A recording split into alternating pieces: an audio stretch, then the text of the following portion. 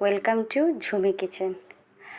আজকে সবাই দেখতে পারছো আমি একটা মজাদার রেসিপি নিয়ে এসেছি।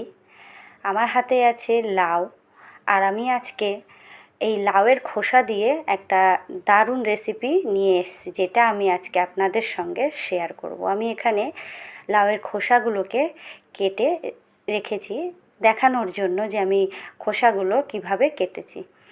আর খোসাগুলোকে আমি আলু ভাজা যেইভাবে কাটি, মানে কাটা হয় পাতলা পাতলা করে সরু সরু করে, ঠিক সেইভাবেই আমি বাদবাকি খোসাগুলোকে সেইভাবে কেটে ভালো করে ধুয়ে পরিষ্কার করে নিয়েছি।